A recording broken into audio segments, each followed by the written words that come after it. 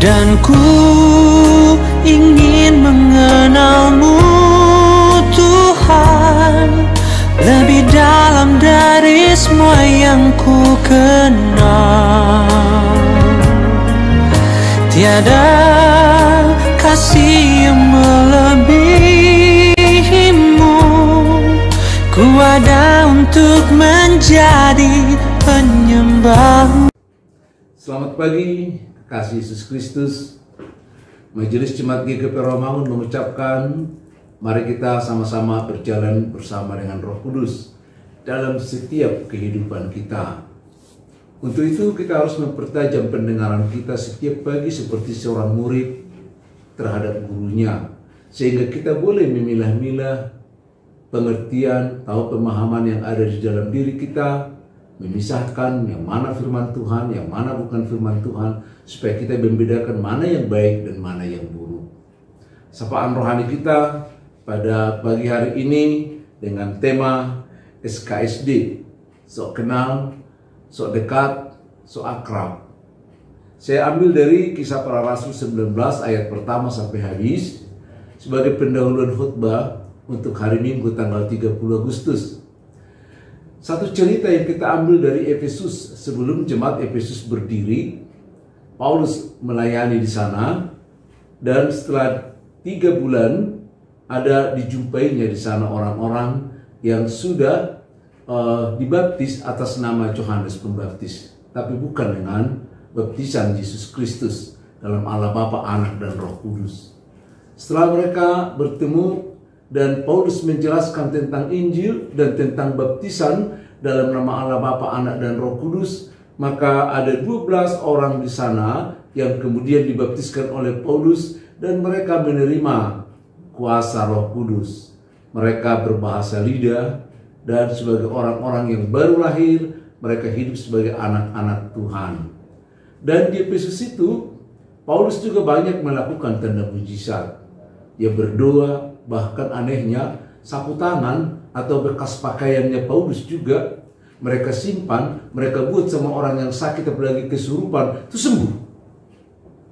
Melihat kenyataan itu, ketika Paulus berjalan dan menyembuhkan orang-orang yang sakit, ternyata ada anak-anak yang lain, anak Skewa ya. Anak-anak Skewa adalah seorang imam yang ada di kota Efesus itu.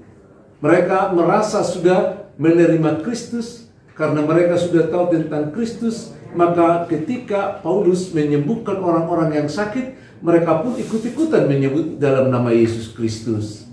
Maka ketika ada orang yang kerasukan roh jahat, maka anak-anak Skewa ini juga menengking dengan nama Yesus Kristus yang diberitakan oleh Paulus. Tahu apa yang terjadi? Ternyata orang yang kesurupan itu bangkit, marah, dihajar mereka dengan pernyataan, Yesus Kristus kami tahu, Paulus juga kami kenal, tapi kamu siapa? Bangun orang yang kesurupan itu, dihajar anak-anak Skewa ini.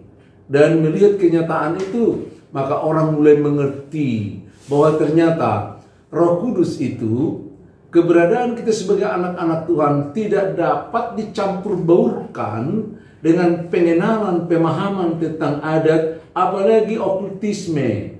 Ya, karena mereka adalah para penyihir-penyihir yang ada di kota Efesus itu.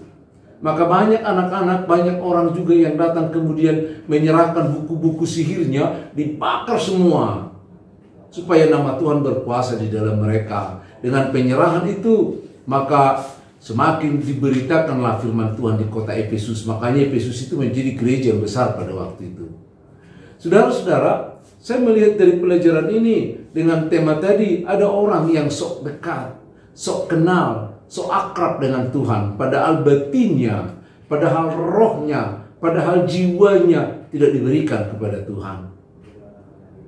Hanya sebagai satu kebiasaan, atau supaya dikatakan orang sebagai orang Kristen, atau orang yang aktif di gereja, bahkan mungkin bisa jadi para pelayan juga seperti ini di tengah-tengah gereja. Merasa dekat dengan Tuhan, merasa kenal dengan Tuhan, merasa akrab dengan Tuhan, tapi tidak bersama dengan Tuhan, dan tidak memberikan hati dan pikirannya kepada Tuhan. Mungkin di tengah-tengah umum mereka boleh membangun satu prestise. Mungkin di tengah-tengah umum mereka boleh melihat itu menjadi satu kebanggaan.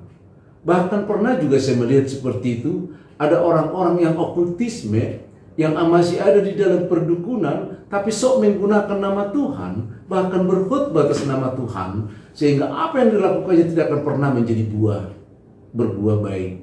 Saudara-saudara kekasih Yesus Kristus, anak-anak Skewa ini kemudian dihajar dan menjadi pelajaran. Dihajar oleh iblis, kemudian menjadi pelajaran bagi banyak orang. Kok kenapa dihajar iblis ya? Padahal mereka kan belajar soal sihir, soal hal-hal yang berbau iblis juga. Karena iblis itu tidak akan pernah membangun, tidak pernah membahagiakan, tidak pernah menghidupkan orang siapapun, sekalipun dia menjadi hamba iblis. Karena iblis pingin setiap manusia harus mati di dalam dia.